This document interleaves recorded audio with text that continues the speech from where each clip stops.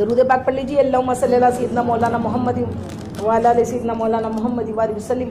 صلاۃ و سلام علیک یا رسول اللہ صلی اللہ علیہ وسلم. آپ کے جیسا صبر کہ آپ نے اتنا برداشت کیا, لوگوں نے بے حساب و تکلیفیں دی لیکن آپ صبر کرتے رہے, اور پھر وہ آپ کے کہ تیری نسل پاک میں ہے بچہ بچہ نور کا, تیری نسل پاک میں ہے بچہ بچہ نور کا, اور تو ہے اہل نور, تیرا سب گھرانہ نور کا. وہ امام حسین جنہوں نے صبر کی ایسی مثال پیش کی کہ وہ امام حسین نے پیدائش سے لے کے کربلا کے میدان تک صبر کی, ہر مرحلوں سے آپ گزرے.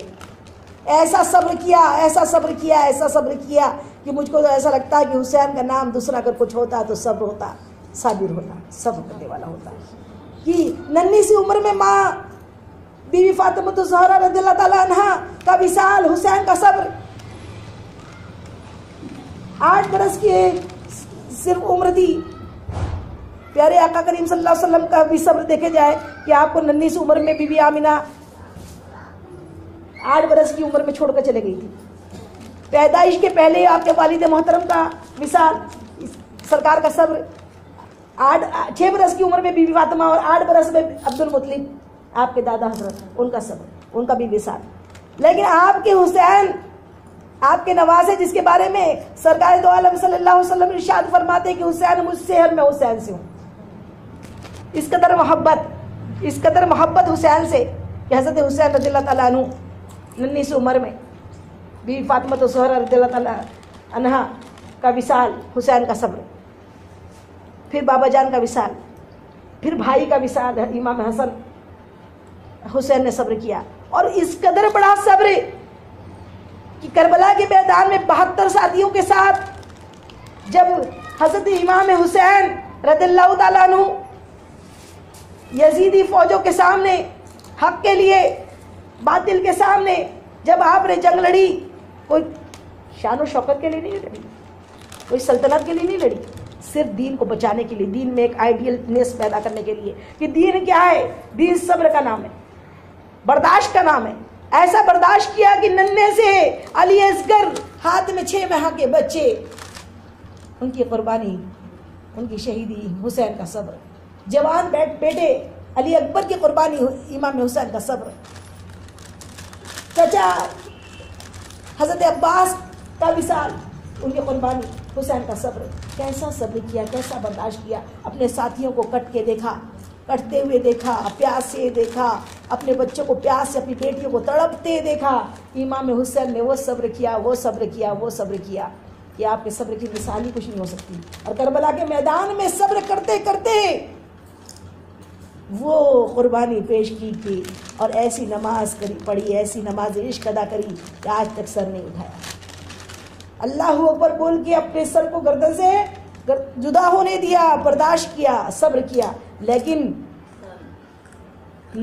کبھی آہ نہ کی اللہ کی بارگاہ میں. اللہ تیری رضا ہے, اللہ تیری رضا ہے, اللہ تجھے پسند ہے تو مجھ کو پسند ہے. تو پیاری بہنوں, ہم حسینی ہیں, ہم محمدی ہیں, ہمیں بھی صبر کرنا پڑے گا.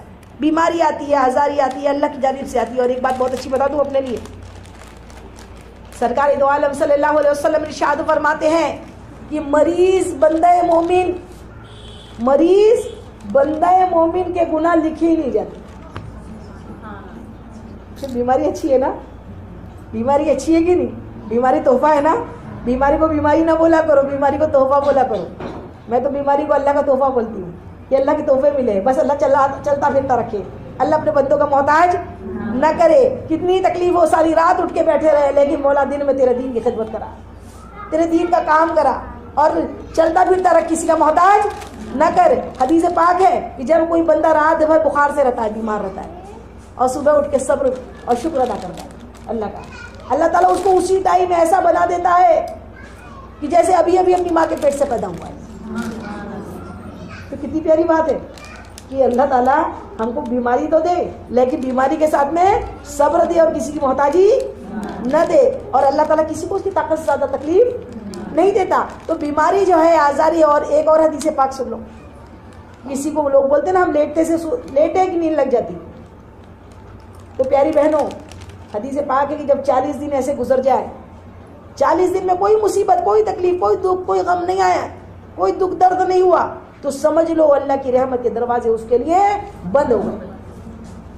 تو اللہ ہماری رحمت روزی شروع رکھ، اللہ ہماری رحمت کے دروازے ہمارے لیے شروع رکھ، کھلے رکھ، کہ ہمیں تکلیف تو ہو، اور تکلیف جو ہے یہ اللہ کی کیا ہے؟ نعمت ہے. تکلیف جو ہے کس کو ملتی ہے؟ اور معلوم ہے بلائیں سب سے زیادہ کس پہ نازل ہوتی ہے؟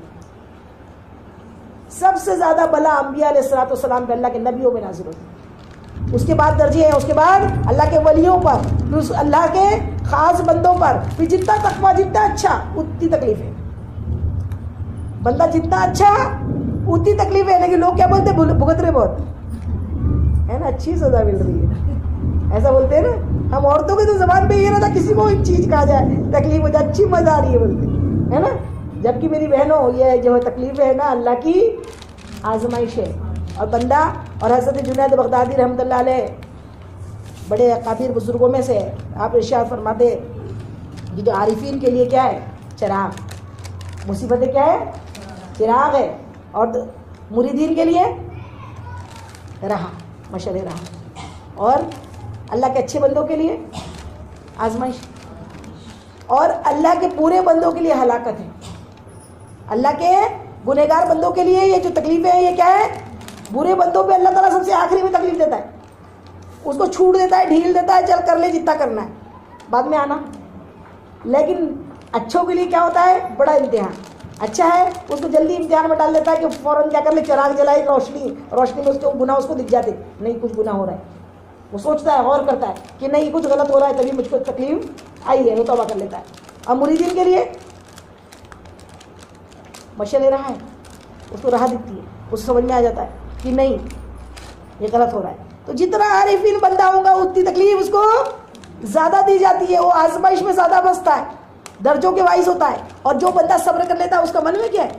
اللہ یہ بھی حدیث پاک ہے کہ جو بندہ عبادتوں پہ صبر کر لیتا ہے اور رات و دن وہ عبادت میں مصروف رہتا ہے، بولتا نہیں میرے لیے میری رب کی عبادت سے بڑھ کے کوئی چیز نہیں ہے. جو بندہ ایسا ہے اس کے 300 درجات اللہ بلند کرتا ہے. اس کے لیے 300 درجات ایسے بلند کرتا ہے کہ ہر درجہ زمین و آسمان کی دوری کے برابر. اتنے اونچے درجات پہ وہ پہنچ جاتا ہے. تو جتنی تکلیفیں اتنے درجے بلند ہوتے ہیں. اور جتنی دنیا کی مصیبتوں میں بندہ صبر کرتا ہے، برداشت کرتا ہے، قناعت کرتا ہے، اللہ تعالیٰ تیرا شکر ہے، صبر ہے، تو اللہ تعالیٰ اس کی نیکیاں، اس کی رحمتیں اور بڑھا دیتا ہے. اور ایک اور حدیث پاک ہے کہ اللہ تعالیٰ جیسی گنہگار بندہ جب مریض ہو جاتا ہے، بیمار ہو جاتا ہے، بہت زیادہ پریشان ہو جاتا ہے اور صبر کرتا ہے، شکر کرتا ہے، اس لیے جب بھی کوئی پوچھے کیسے ہو تو کیا بولنا؟ رونا چالو کر دینا، اللہ مجھے تو بڑی تکلیف ہے، کیا بتاؤں، راتوں دن میں بیمار ہوں، ہے نا. ایسا بولنے سے سب ختم ہو گیا. کیا بولنا؟ الحمدللہ. کیا بولنا؟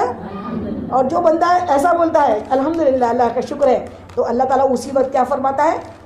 یہ 2 فرشتے نا کرام الکاتبین جو لکھ رہے ہیں، تو جو سیدھے ہاتھ کا ہے وہ کیا کرتا ہے؟ نیکیاں لکھتا ہے، اور دائیں ہاتھ والا بدی. اللہ تعالیٰ جیسے بندہ الحمدللہ کہتا ہے تکلیفوں میں، بیماریوں میں، غربت میں، پریشانی میں، تو اسی وقت اللہ تعالیٰ اس فرشتے کو، لیفٹ ہاتھ والے فرشتے کو، گناہ لکھنے والے فرشتے کو حکم دیتا ہے بس اب رک جا. اب گناہ، اب یہ گناہ کرے تو بھی لکھنا نہیں لکھنا. اور اس کو بولتا ہے تو شروع ہو جا. کیسا شروع ہو جا؟ کہ تو اتنی نیکی لے، اتنی نیکی لے کر اس کے لیے بہترین نیکیاں لکھ. جو اس نے دنیا میں بہترین جب کبھی نیکیاں کی ہے نا، وہ نیکیاں اس کے لیے لکھنا شروع کر دے. سبحان اللہ. تو اچھا سودا ہے کہ برا ہے؟ اچھا ہے نا. اب تو روئیں گے نہیں نا کوئی، اب تو نہیں بولیں گے میرا بہت ہاتھ دکھ رہا ہے، پیر دکھ رہا ہے اور میرے کو کیا کروں، پیسہ کوڑی کی بہت تکلیف ہے، بڑی مصیبتیں آ رہی ہے، میں کیا کروں، میرا شوہر تو زیادہ کماتا ہی نہیں ہے. یہ سب چیزیں شکایتیں کرنا انشاءاللہ بند کر دیں. پورا کر لو. شکایت کرنا بند کر دیں گے تو انشاءاللہ کیا ہوگا؟ انشاءاللہ اللہ تعالیٰ گناہ لکھنے والے فرشتے کو روک دے گا. اس کا مطلب یہ نہیں کہ باجی نے بتایا بھی، ارجمن باجی تو بولے ہی بابا اب تو گناہ کرتے جاؤ. تو ایسا نہیں ہے. صبر و شکر کے ساتھ جو بندہ سچی میں اچھا کا اللہ کا اچھا بندہ ہوتا ہے نا، وہ گناہ کرتا ہی نہیں ہے. گناہ ہو جاتے ہیں، کیے نہیں جاتے. اور جب انسان، اور میری بہنوں یہ 2 دن کی دنیا ہے. تکلیف ہوں گی تو بھی مرنا ہے، خوش رہیں گے تو بھی مرنا ہے. جب ہمارے انجام ہی موت ہے تو پھر ہنس ہنس کے کیا کریں؟ جس بندے کو یہ سمجھ میں آ جائے کہ میرا انجام موت لکھا ہے تو پھر دنیا میں پکلائے گا کون، مستائے گا کون؟ ہاں، اس کو جب اتنا معلوم ہے کہ قبر میں جانا ہے، آج ہی آپ آنکھ بند کرو، روز آنکھ بند کرا کرو اور اپنی قبر کو یاد کیا کرو گے، اور قبر میں سانپ بچھو بھی دیکھ لیا کرو. قبر دن بھر پکارتی ہے بندے سن تو آنا، میں اندھیری کوٹھری ہوں، چراغ لے کے آنا، روشنی لے کے آنا، روشنی نمازوں کی. میں سانپ بچھوؤں کا گھر ہوں، تو اچھے عمل لے کر آنا. تو ہمارا کام ہے کہ ہم روز اپنی خبر کو یاد کریں. میری بہنوں 4 گھنٹے بھی اپنے گھر میں نصیب نہیں ہوتے، 24 گھنٹے توبہ کریں، رات میں استغفار پڑھ کے سوئے، توبہ کر کے سوئے، نماز ایک بھی قضا نہ کریں، چلتے پھرتے نیکیاں کریں. کوئی نیکی یہ سمجھ کے چھوڑ دینا کہ بہت ساری نیکیاں کی ہے، اور کوئی گناہ یہ سمجھ کے کر لینا کہ بہت گناہ کی. تو یہ